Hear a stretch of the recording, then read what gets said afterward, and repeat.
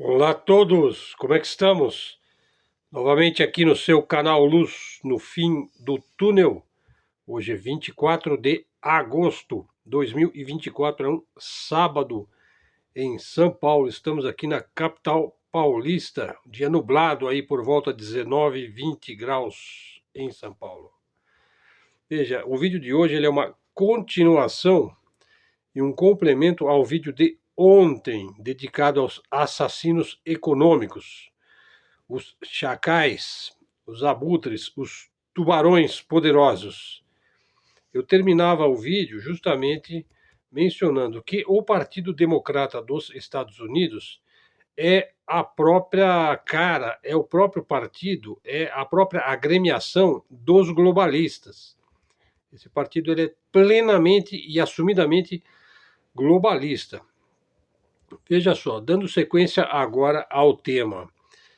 Veja só, para citar um exemplo de como é que eles agem, né, e como é que a elite tem agido, o presidente Zelaya de Honduras, aqui na América Central, controlava aí uma grande parte das terras agrícolas de seu país. Pois bem, os tubarões econômicos abordaram Zelaya e lhe ofereceram dinheiro, conta secreta, enfim. Ele ficaria rico, seus primos, sua família, seus amigos ficariam muito bem, muito ricos, né? Contas, aliás, contas secretas que podem ser tomadas de você a qualquer momento, né? E daí então ele sofre um golpe de Estado. O mesmo golpe de Estado que vimos repetidamente acontecer, né? Pelo menos desde os anos 50. Aí. Muitos golpes de Estado existiram aqui na América Latina na época da Guerra Fria. Eu já fiz vários vídeos sobre esse tema, sobre as escolas das Américas, né, a escola onde o Pentágono americano treinou alguns dos mais letais assassinos no período da Guerra Fria. Muitos dos mais altos comandantes militares, na maioria dos países da América Latina, foram treinados na Escola das Américas, incluindo alguns dos mais brutais ditadores lá naquela época da Guerra Fria. Veja, ontem eu abordei Burkina Faso e o seu presidente, aí um guerreiro da nova geração, o Traoré. Veja, jovens líderes africanos estão vindo, estão surgindo, uma nova geração aí. Eles perceberam, veja, eles viram exatamente o que o seu continente se tornou. Né? Viram como a velha guarda foi comprada muito facilmente pelo dinheiro do Banco Mundial, do FMI, né? Uma vez que tudo que eles queriam aí, a velha guarda, em muitos casos era mesmo dinheiro na conta, para eles passearem na França, Londres, Estados Unidos, né? No caso da África, veja, a França e a Inglaterra é um atrativo poderoso para as elites africanas. Foram muitas colônias, né, muitos interesses ali, muitos privilégios, muitas ligações já estabelecidas. Né? Bom, e daí então vem a pergunta, né? Além desse modus operandi que ficou bem delineado aí no vídeo de ontem, eu expliquei muito bem como é que eles agem, né? E como é que eles criam uma dívida que é impagável e ao mesmo tempo não beneficia a população, o povo daquele país, muito pelo contrário, a população tende a diminuir quando um país recebe empréstimos dos imperialistas. A pergunta é o seguinte: existem assassinos econômicos chineses ou russos ou de outros países ou são apenas os yankees, os gringos, né, os anglo-americanos sionistas? O imperialismo é exclusivo do gringo yankee ocidental? Se aplica também a chineses, russos, veja, o modo imperialista, respondendo aí, o modo imperialista de assassinato econômico é um modus operandi exclusivo do Ocidente. É ocidental até o osso, absolutamente ocidental e absolutamente capitalista. Né? Os chineses têm outro modo, outra metodologia muito diferente. É uma cultura milenar. Né? Os chineses não têm nada de estúpidos, eles têm o seu próprio império, seu sistema funciona ininterruptamente aí por 4, 5 mil anos. Mas qual é o modo de operação dos chineses? É o modo comercial. O modo de operação dos chineses é produção e venda. Hoje é a rota da seda, aí, a estrada da seda, o cinturão em rota. É uma expansão territorial para o exterior. A China se sentiu culpada por ter se fechado tanto a ponto de ficar sujeita à invasão por parte do Império Britânico. Então ela resolveu agora se abrir para o exterior, mas usando os seus métodos, que são métodos muito mais sutis de ampliação e dominação. É um outro modo de conquista geopolítica. Suas armas são muito mais comerciais e também tecnológicas e de interesse mútuo com seus clientes. Não querem destruir países. Veja, pessoal, a China não quer destruir países e povos, e tampouco ela deseja impor o seu regime. Ela permanece, vamos dizer assim, altaneira na sua mentalidade de que ela é o país do meio, o país que é um exemplo, né? Ela se vê desta forma. Então ela não pode se ver de uma forma belicosa, no modo bang bang aí, no modo Far West americano. Ela não quer, ela não pode se ver desta forma. Ela é mais o quem assistiu o Kung Fu lá com o David Carradine, né, vai entender muito mais do que eu estou falando. É o modo taoísta, né? É muito mais estratégico e também é um projeto aí muito mais lento e também extremamente caro. Ela precisa estar sempre no topo em termos econômicos, em termos produtivos, em termos tecnológicos. O problema, então, dos americanos é que eles não podem se dar ao luxo de esperar 4.000 anos, né, ou 3.000 anos, ou 500 anos, ou mesmo 100 anos. Porque a filosofia americana, norte-americana, a verdadeira filosofia excepcionalista americana é absolutamente imediatista, materialista ao extremo. Então é muito mais fácil para os americanos colocar você na mira da arma e te obrigar a assinar uns acordos, né? Isso daí também dá trabalho, né? Você vai ter que armar milícias, criar divisões ideológicas, sabotar, explodir gasodutos, né? Bom, sua estratégia é te prender com empréstimos impagáveis, né? E aí o FMI vai assumir aí os teus portos, as tuas empresas. Veja, essa metodologia maquiavélica é uma metodologia capitalista puramente ocidental, criado no bojo das companhias de comércio das Índias Orientais, das companhias de comércio das Índias Ocidentais, pelo mercantilismo, pela acumulação de ouro e depois pelo projeto que começou no Ocidente da própria Revolução Industrial e que também vai ser determinante aí para as guerras mundiais, né? Bom, então é por isso que há quem diga que o modo, a maneira chinesa vai acabar vencendo no final. Não se pode afirmá-lo, mas pode até ser. Mas veja só, para ela se constituir, na sua maneira de ser no mundo, ela terá de construir uma força militar, policial e tecnológica formidável, absolutamente invencível. E nesse processo, muita gente deverá ir para o cadafalso. Né? Bom, vamos falar agora sobre a desglobalização. Veja, então já feito esse preâmbulo, essa primeira parte, para encerrar o vídeo de ontem, vamos agora ao tema específico do nosso vídeo de hoje, onde eu vou falar sobre a desglobalização. Veja, a desglobalização impõe, pela lógica, que a globalização já atingiu o seu limite, né? Ela já se consolidou, né, em algum ponto ali após a queda da União Soviética.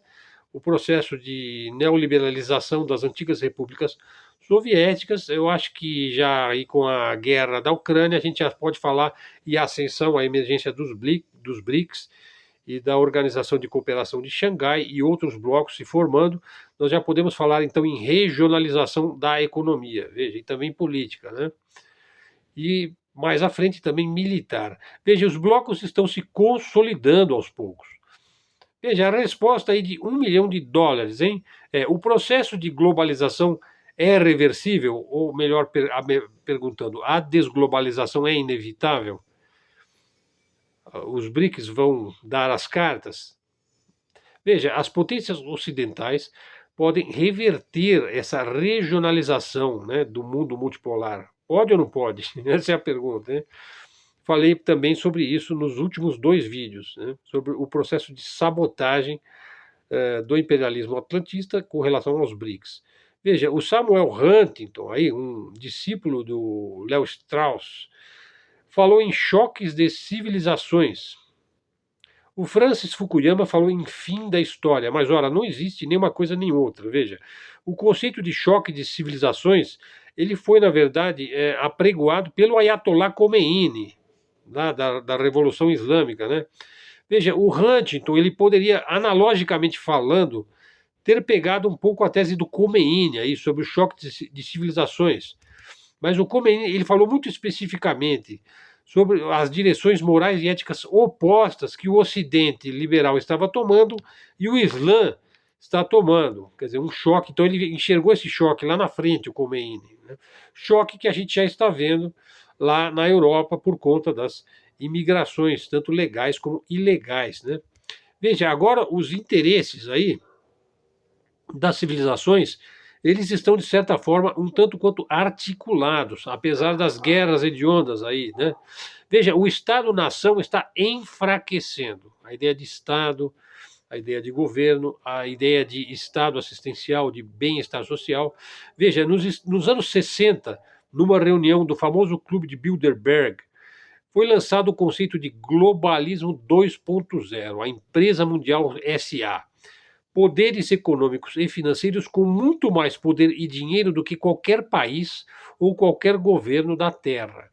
Veja, foi então que a globalização, no pós-guerra, a revolução científica, a revolução tecnológica, a tecnocracia, o que nós temos hoje aí, a sociedade vigiada, né? Bom, o governo global ele vai apertar um botão e um país vai à falência. Né?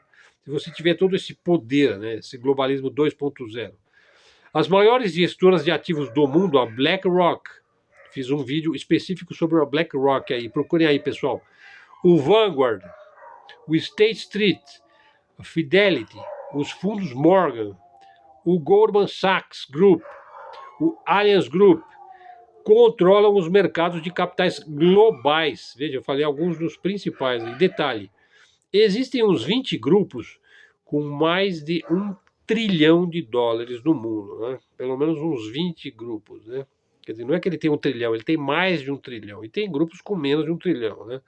Segundo a Forbes, né, a revista aí, que faz a cotação dos bilionários, existem no mundo, na última amostragem que eles fizeram, 2.781 bilionários no mundo.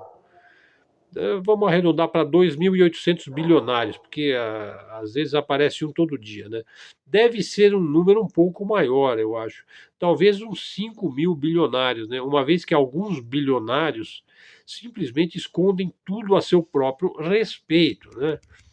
Veja, vamos dar um exemplo aqui, o nosso Silvio Santos, nosso querido Silvio Santos, né, com quem eu tive o prazer uma vez de trocar uma ideia. Veja, ele deixou 1,9 bilhão, quase 2 bilhões em dinheiro para suas filhas. Né?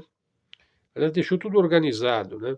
Veja, se somarmos o valor de suas 35 empresas, daria um valor monetário perto de 4 bilhões. Então ele estaria dentro dessa alta elite aí, né? Que são bilionários. Veja, mas os fundos lá que eu citei de ativos financeiros, eu citei alguns, eles têm mais de 1 trilhão de dólares, né? No caso aí não estamos falando em real, estamos falando em dólares. Só que o Silvio Santos ele deixou 1,9 bilhão de reais. Eu não tenho certeza disso, pessoal. Mas somando o valor das suas empresas daria com bilhões. Se for real, não vai dar 1 bilhão de dólares, se for em real, né? Bom, voltando ao tema ainda, foi só para dar um exemplo, né? Vamos voltar ao tema da regionalização. Veja, vamos pensar o seguinte: imagine aí 3 cidades, em 3 países diferentes. Vamos pensar assim: a cidade de Penang, na Malásia, Medang, na Indonésia, os nomes são parecidos, né? Phuket, na Tailândia, são cidades idílicas, lindas, né? Tem aquele tipo de turismo pitoresco mesmo, daquela região mesmo, daquele povo, daquelas tradições. Muitas vezes uma mistura de budismo com taoísmo, com ocidentalismo, enfim. E assim, essas 3 cidades interligadas, né? O comércio flui intensa e naturalmente, é um triângulo da prosperidade. É uma economia regional próspera e com um potencial turístico formidável. Veja, isso é a regionalização boa, vamos dizer, autossuficiente, sustentável. Pois é uma coisa limpa, né, e bonita, e a natureza está ali. Parece um jardim japonês. Né? que é uma coisa linda, porque ele tem um toque muito sutil, então ele mantém um pouco aquela coisa selvagem, mas você vê que tem um toque ali de civilização, né, onde você interfere com muita arte, com muita beleza, né, com muito cuidado, né? Bom, veja essa região aí que eu citei, né, desses países, né? São 500 milhões de pessoas. Impressionante. Só a Indonésia, né, e a Península da Malásia, né? Ou pense, por exemplo, num outro bloco aí. Vamos pensar: Estados Unidos, Canadá e México. Veja, é uma região com 500 milhões de pessoas. Se você pensar também América Latina, com as ilhas do Caribe, seria uma outra região, né? Agora, se nós formos ver os processos aí econômicos do mundo global, do mundo globalizado, onde ele já chegou, digamos, ao seu limite, os sistemas aí interligados aí de blocos, ele vai atingir a globalização a grosso modo uns 20% dos povos e países, é muito pouco. Quer dizer, é quase que um clube fechado, né? Tem muita gente fora, né? De fora. Por exemplo, o sul global, né? Boa parte da África, da América Latina e mesmo da Ásia, né? Veja, existe um sociólogo polonês chamado Zygmunt Bauman, é um judeu polonês. Ele diz que os globais, aí, os globalistas vivem em um mundo à parte, né? Uma bolha dos ricos. Eles se movem nos grandes e mais caros hotéis do mundo, aí, né? São empresários, políticos, artistas, intelectuais, né? Agora, o indivíduo que está localizado, né, o indivíduo comum, que não tem recurso, né, se ele deixar o seu local de residência, por exemplo, ele vai ser o quê? Um imigrante, ou um migrante, um refugiado, legal ou ilegal, né? Por exemplo, na África, no Sudeste Asiático, na América Latina, você tem uma migração, uma imigração constante. As pessoas vão de um lugar para o outro, mas permanecerão sendo moradores locais, regionalizados. Eles não estão globalizados. Veja, um outro ponto importante, veja, vocês já vão entender onde eu quero chegar. Veja, a desglobalização, ela vai ser parte aí de regiões e também ela vai integrar a seu modo, dentro dessas regiões. Por exemplo, eu citei o exemplo aí dos 500 milhões de habitantes, em vários blocos regionais, regionalizados. Você tem áreas cinzentas dentro dessa região. Veja, é um termo militar, hein? É uma área cinzenta. Refere-se a partes do espaço habitado que não são vistas, né? Não são localizadas pelos radares, né? Veja, estão nas áreas cinzentas aí, locais onde o Estado perdeu quase completamente ou totalmente o controle, ou seja, o poder ali naquelas periferias foi privatizado ali por tribos, por clãs locais, por máfias, por cartéis, pelo crime organizado, né? São espaços que estão presentes, estão concentrados, por exemplo, na África, tomada por guerrilhas, o Sudeste Asiático, tomado por tríades, a Ásia Central, a América Latina, por exemplo, cartéis, gangues criminosas, comandos, né? Aí o primeiro comando, o outro vermelho, e esses comandos aí têm tentáculos também no governo dos países. Então você pode falar em comunidades criminosas e seus vínculos com o próprio Estado, mas o Estado não tem penetração dentro de certas comunidades. Outro exemplo aí, por exemplo, países do terceiro mundo, por exemplo, Colômbia, Venezuela, Peru. Existem movimentos ali, partidos políticos, grupos separatistas, você tem milícias, você tem facções, você tem ali sistemas de defesa privados, privativos. Então, os tons cinzentos, veja, eles vão estar presentes em todo o sul global. Mas agora ele aparece até na Nova York, né? Os tons cinzentos podem aparecer em bairros de cidades muito ricas, por exemplo, em Nova York, o South Bronx, o Harlem, né? Ou de cidades grandes, por exemplo, a Baixada Fluminense no Rio de Janeiro. Certos bairros de São Paulo, onde eu não vou, né? Também não te aconselho, né? Não, não é o nosso meio, né? Bom, tudo isso ocorre no mundo da globalização, mas não é esse mundo liberal, homogêneo dessa elite que só atinge 20% das cidades do mundo. Não. São processos independentes de regionalização e que também apresenta aí o fenômeno da marginalização. Veja. Então vamos dizer assim, o capitalismo resolveu os seus problemas, os seus excessos populacionais nos seus núcleos, nos seus nichos privilegiados, vamos dizer, dos bem-nascidos.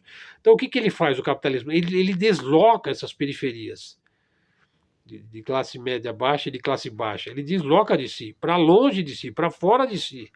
E por isso é que se chama periferia, porque está fora de si, está na periferia, está fora. O capitalismo ele abriu muitos mercados no mundo. Veja, você tem hoje mercadorias que podem ser vendidas aí praticamente em todo e qualquer lugar, né? E após as duas guerras mundiais, aí, as infraestruturas coloniais e impérios monárquicos foram completamente substituídos e estão caindo, né? A industrialização requereu muita classe trabalhadora, né? E muito consumo de uma classe média crescente. Eu falei lá dos anos dourados, né, no pós-guerra, e também do consumo das famílias. Veja só que hoje a produção pós-industrial, já do século XXI, que está baseada na ciência, na robótica, na inteligência artificial, né, na tecnocracia, ela não precisa mais isso daí, do consumo da classe média. Ela não precisa mais de sindicatos e de trabalhadores em massa. Ela sequer precisa hoje de ter uma classe média consumidora. Claro, eu estou falando, claro que isso é um processo que está em curso, né? Ele não está consolidado, mas ele tem essa tendência. Veja, para dar um exemplo, veja, na década de 90, a Microsoft tinha 16.400 funcionários, eram centenas de filiais. Veja, não precisa mais nada disso. Veja, a Amazon, outro exemplo. A Amazon, ela substituiu milhares de funcionários por robôs nos seus galpões, com produtos, né, que ela recebe, grande parte ela recebe da China. Veja, nós estamos sob um novo paradigma tecnológico e trabalhista. O capitalismo de hoje, ele é planetário e ele gera crises planetárias, porque a sua urbanização, a sua modernização, a sua propagação, ela vem de fora para dentro. Veja, mas os problemas regionais, os círculos fechados, os clãs aí, criminosos, as máfias, elas vão se resolver de dentro para fora, por regionalização. Estão entendendo? Já se pode imaginar quem serão as primeiras vítimas das regionalizações. É sobre as classes médias que estamos falando. As classes médias ocidentais estão num processo de diminuição. Elas estão acuadas. Veja, eu não estou falando do Brasil ou de Botsuana, estou falando do Canadá, né, onde você tem uma classe média endividada, muito endividada. Estados Unidos, Espanha, a Argentina, então, né, é uma mudança de ordem tecnológica, pós-industrial, mais ainda é transindustrial. Veja, é a robótica aí do mundo virtual, da IA, da tecnocracia. Então a lógica é que a classe média tende a desaparecer. Veja, os trabalhadores que estavam lá ganhando muito dinheiro, né, nos anos do pós-guerra, que são os vencedores aí do período pós-Segunda Guerra Mundial, essas pessoas, bem, já não restam muitas dessas pessoas da época dourada, né, das famílias mais antigas, aí dos nossos pais e avós, das 3 décadas de ouro, dos anos 50, 60 e 70. Veja, naquela época era possível fazer patrimônio, adquirir bens, trocar de carro todo ano, construir casa, ter casa na praia, construir uma casa no campo. Veja, agora são dinossauros, hein? Supérfluos, deslocados, desatualizados. É uma luta de gerações aí do Ocidente pós-guerra e do pós-Ocidente, que é o de hoje, né? Do Ocidente de hoje. E os enclaves regionais estão se formando agora. Veja, nos Estados Unidos tem um enclave aí com o México, mexicano. Boa parte da Califórnia e do Texas tem bairros inteiros de mexicanos lá. A tal ponto que eles podem até decidir a eleição aí da Kamala, né, se é que ela vai vencer, ou o Trump, o Donaldo. Tem os turcos na França e na Alemanha, isso para nem falar nos muçulmanos da Europa, né? Árabes na África toda. A África é um continente que também o norte da África é fortemente islamizado. O sul já é mais cristianizado. Mesma coisa na Espanha, na Inglaterra. Veja, o Huntington pensava nisso quando ele falou no conflito civilizacional. Dois ou mais povos, duas ou mais civilizações diferentes, em níveis e graus de informação diferentes, com visões de mundo diferentes, estão todos hoje na era da tecnocracia, na era da informação, na era das redes sociais, na era onde você não pode se dar ao luxo nem pensar em não ter um celular, né? Então existem incongruências, essa é a palavra, morais, né, e comportamentais, né, insolúveis, né? Veja, ninguém tem as respostas para isso daí, para esse problema aí, desse conflito de civilizações. Veja, as respostas dos nacionalistas, dos conservadores, dos direitistas ainda é tímida, mas já está em curso, hein? É quase como se eles ainda estivessem pedindo desculpas por estarem se sentindo acuados. Mas eles estão tirando as mangas de fora, né? Veja, nós estamos hoje vivendo em terras que nossos antepassados construíram, terras antigas. Veja, os nossos avós aí, meu avô, meu bisavô, eu já vi pessoas que levantaram quarteirões inteiros, que construíram cidades inteiras, né? Prédios, casas, né? E agora estão dizendo a eles que eles são cidadãos de segunda classe. Quer dizer, essa geração já foi. Então, essas novas gerações, as novas classes médias, elas vão precisar de muita força política, de muita ideologia, hein? Para se unir, para estabelecer caminhos, passagens, inclusive passagens regionais entre uma comunidade e outra, entre uma região e outra, com três ou mais línguas e povos diferentes. Então, estou falando de classe agora, hein? Claro, eles vão se constituir em nichos, em bairros, em locais. As pessoas se conhecem, as pessoas se protegem, né? Os mais fortes e arrojados vão vencer. Então, não estou dizendo que a classe média vai desaparecer completamente, não. Ela vai ter que se organizar. Os mais capazes, evidentemente, vão poder envelhecer, né? Veja, concluindo, eu sei que está um pouco vago o assunto, mas vocês já vão entender melhor. Veja, existe uma elite no comando do jogo. Veja, mais eles estão no comando do jogo, tanto no sentido da globalização como da regionalização, sabe? Eles estão no comando do jogo porque a sociedade está dormindo, ela vive como num sonho, distraída aí com futebol, auditório, shows de rock. Veja, o entretenimento que, aliás, nós não podemos viver sem o entretenimento. Mas veja, é uma questão de se perceber quem realmente nos controla. Porque a elite faz qualquer coisa com as pessoas. Veja, eu já vou abordar esse assunto, vocês vão entender melhor essa dicotomia entre a globalização que chegou ao seu termo, o processo de regionalização, onde você vai ter locais onde o Estado não está mais presente, e isso vai afetar o processo da regionalização, porque você vai ter em algum momento de conviver com a periferia, vão ter caminhos, vão ter rotas, aí vai existir uma logística. Pensa no tráfico de drogas, por exemplo. A classe média, claro que existe uma classe média que nunca vai entrar nessa, que nunca vai cair nessa. Você vai ter sempre aí uns filhos pródigos, hein? Uns maluquinhos, né? Bom, vamos em frente. Veja sobre a mudança de um mundo ocidental para um mundo pós-ocidental. Vamos pensar, olha, pense no Elon Musk, vai. É tido como o homem mais rico. O seu dinheiro é um dinheiro novo, recente, tem 30 anos aí amealhando, disseminando suas empresas, seu Tesla, aí o seu SpaceX. Mas veja, compare, olha, existem fortunas no mundo que têm 10 séculos, 15 séculos. Frequentemente nós nunca nem ouvimos falar, né? Nós não temos a menor ideia do poder e do tamanho de certas famílias. As pessoas geralmente conhecem só aqueles dois nomes lá, Rockefeller e Rothschild, né? Mas veja, por exemplo, aí, ó, aconteceu recentemente, os donos do Standard Chartered Bank. Veja, é uma família anglo-judia. Veja, esse banco está em 70 países, tem 1.700 agências, emprega dezenas de milhares de pessoas. E daí aparece um Elon Musk, que em 20 anos, em 30 anos, ele tem uma fortuna maior do que a de uma família milenar, bancarizada e banqueira. Veja, a Standard Chartered Bank foi fundada no mesmo ano que surgiram lá os Romanov, lá, a monarquia russa, lá em 1613. Veja, para os Romanov a coisa já acabou, já se encerrou aí há 100 anos, né? Eles foram simplesmente deletados da face da Terra, né? Então quem é que é o mais forte?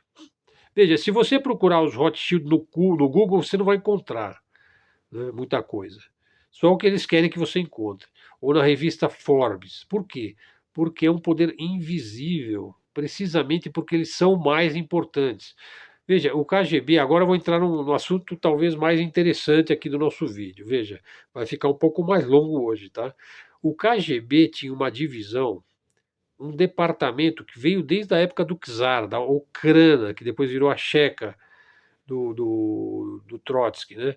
No século XIX ainda, né? Veja, no século XIX, eles já investigavam essa questão das famílias dinásticas. Veja, então veja, os segredos mais profundos da cabala global, da máfia global, né, estão muito bem guardados. A Biblioteca do Vaticano contém informações que simplesmente não podem sair de lá. Vou dar um exemplo. Quem realmente foi ou não foi Jesus Cristo? Não, eu não estou falando do que a tradição revela. Eu não estou falando da doutrina, da escolástica, do tomismo, do catecismo. Isso é doutrinal. É pedagógico, é matéria de fé, né? Claro que isso tem um valor perene, edificativo, moral, ético, espiritual, ascético, etc. Não, eu estou falando do fato mesmo, do fato gerador, do acontecimento, sobre o qual há muita controvérsia e calorosos debates, cismas, heresias. Mas a verdade realmente do que aconteceu ali, de fato, o fato histórico está lá. Né? Está lá no Vaticano. De vez em quando o Papa atual, o jesuíta, né, o Papa Francisco, solta uma frasezinha qualquer, revelando alguma coisa ali nas entrelinhas. E a internet quase vinha abaixo, de tanta brigaiada, né, de gente condenando, de gente defendendo. Né. Bom, há que se dizer, toda a história que nós cremos é, no mínimo, parcialmente falsa. Boa parte dela é falsa. Então veja, existe uma máfia global, sim, que manipula os seres humanos há muitos séculos, pode dizer milênios. Né? Mas essa máfia global, ela não é sempre a mesma. Uma parte dela, hereditária, está aí, mas uma parte substitui outra. Veja, ela está aí para nos dividir, para nos controlar, sem que a gente perceba. Vamos ver um outro exemplo. Ó. Vou dar um outro exemplo. Imagine que você é da máfia global. Né? Você é um dos cabalistas. Veja, todo mundo aprendeu a dizer Rockefeller, Rothschild, etc. Mas veja bem, um Rothschild ele não tem um exército dele, ele não tem armas nucleares. Pelo menos ele não tem diretamente. Ele não tem um exército, ele não tem. Talvez ele tenha uma força de defesa particular, mas ele não tem um grande exército, como tem, por exemplo, a Rússia ou os Estados Unidos. Veja, quem quiser controlar o mundo, e que sempre o controlou, fará isso através de outras forças. Né? Forças inferiores, forças equivalentes e forças superiores. Né? Mas como é que isso se dá se você não tem um exército seu? Você não tem as armas nucleares? Veja, elas são do Putin, as armas nucleares. Elas estão nas mãos do Xi Jinping, lá no Pentágono dos Estados Unidos. Então, como é que essas pessoas que se dizem que elas podem controlar o sistema financeiro global, que é uma máfia global, como é que elas podem controlar o sistema financeiro, aí a pirâmide de Ponzi do capitalismo? Essa é a pergunta que deve ser respondida. Então, a gente precisa de algumas ferramentas para entender isso daí. E a gente também precisa de algumas ferramentas para nos defendermos, né? Para nos protegermos e também para nós vencermos aí na luta pela vida e pela sobrevivência. Né? Bom, continuando, olha, quais são as tecnologias de controle da sociedade pela máfia global? Como é que a máfia global criou essa grande crise aí humana e mundial, né? Na qual nós estamos dentro? Quais são as verdadeiras razões da elite global ela está sempre dizendo aí que precisa ter menos 7 bilhões de pessoas. Tem, tem que ter só 500 milhões de pessoas. Ela já falou isso várias vezes.